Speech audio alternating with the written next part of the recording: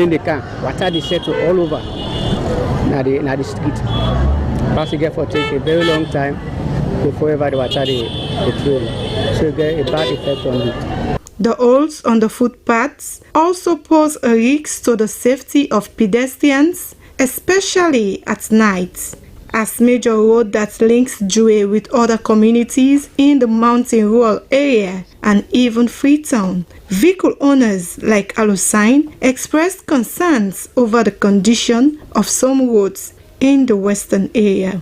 The road are bad off from Regents, take Waterloo Highway, even inside town, Fobe Road, Kisi Road, all the roads is them bad off. The state of this road is a clarion call for the road maintenance funds to do the needful in order to save lives, especially during the rainy season. And now we bring you some international updates.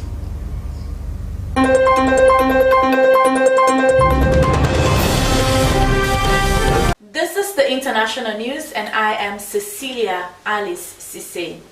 Ethiopia's parliament has approved the appointment of a new president to replace the country's first female head of state, Sahle-Work Zewde. Taye Askie-Selassie, foreign minister since February, has taken up the largely ceremonial role.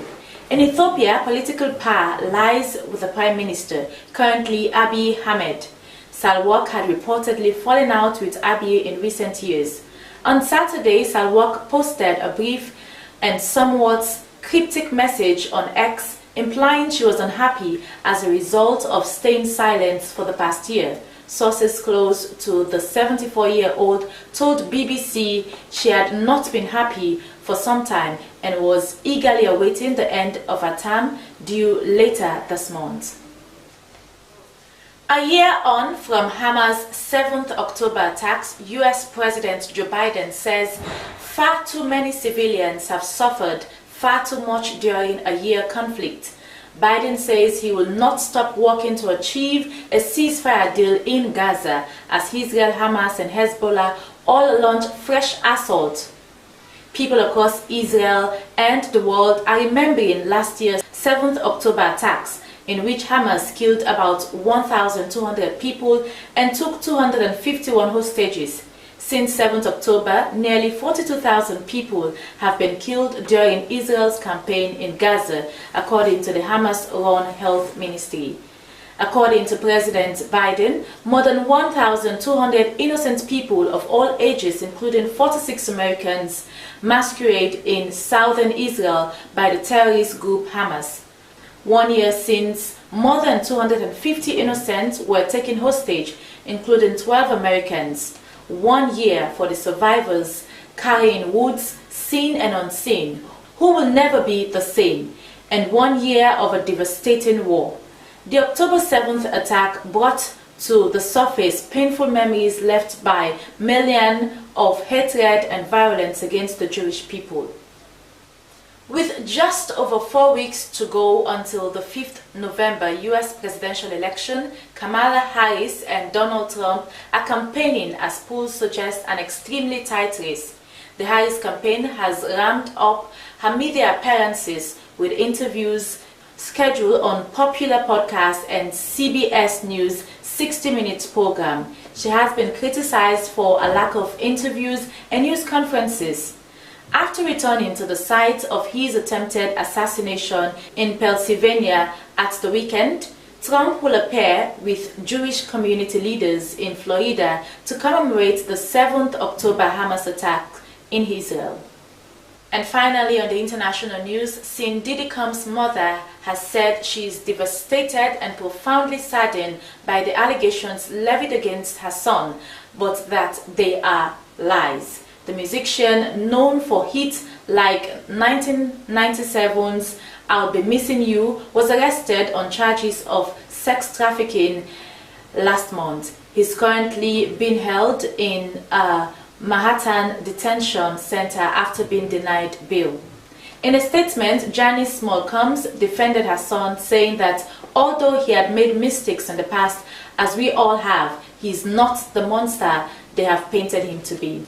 "It is heartbreaking to see my son judged not for the truth but for a narrative created out of lies," she wrote.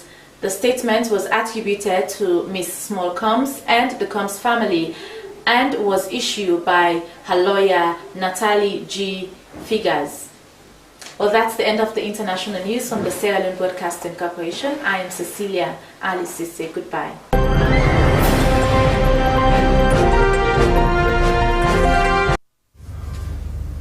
Moving on, let's get some business updates.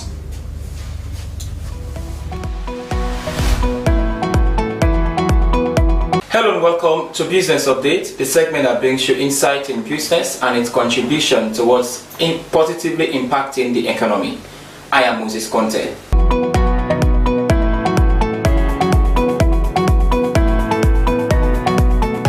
In today's edition, over 60 customers received cash prizes from the United Bank of Africa. As a way to promote financial inclusion across the country, the United Bank of Africa has awarded cash prizes to 60 lucky customers during their 75th anniversary celebration. The ceremony was held at the UBA headquarters at Charlotte Street. Let's join our business reporter Aminata Saise for that report. Financial inclusion is something Sierra Leone is working to achieve. The Bank of Sierra Leone has started their operations by monitoring banks across the country in the execution of the financial inclusion drive. In this vein, the United Bank for Africa and UBA, with presence in several African countries, is revamping its efforts in meeting the expectations of its customers in Sierra Leone with several promotions and a range of banking services to advance financial inclusion and that of customer retention. Head of Marketing and Communication at UBA said after 75 years in Africa and 15 years of active service in Sierra Leone, the bank perceived the promotion as a way of giving back to their customers and support financial inclusion. Honor Part, the head of customers experience, said the bank has over 2 million customers across Africa and they have been paying back in different ways as part of their services mandate. A wheel of fortune was spun to get the lucky winners for the 3 categories of the promotion. After, customers were delighted by the telephone calls made by the head of marketing communication, United Bank for Africa. Slbc News are in Freetown. Aminata Saise reporting. Many thanks to Aminata Saise for that report. Well, that's all for this edition of Business Update. I am Moses Conte.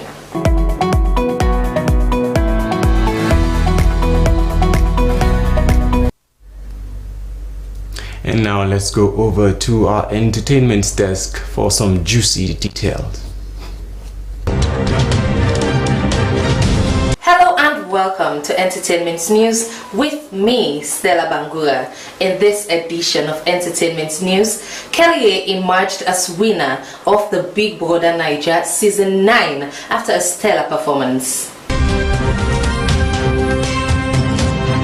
Is the money married? Is the money twin? Debutant Big Brother Naija Season 9 housemate Kelly emerged as winner after a breathtaking display in the house. He thrilled viewers across Africa and the world at large with glitz and glamour to sweep away the whooping sum of 100 million naira in cash and gifts. As Season 9 star winner, he was also given a brand new IVM Innocent car coupled with 60 million naira. Well, the money ended up being married and not twin. We do hope Wani wins in whatever she chooses. Well, viewers, that's all in this edition of Entertainment News. With me, Stella Bangura. Stay tuned.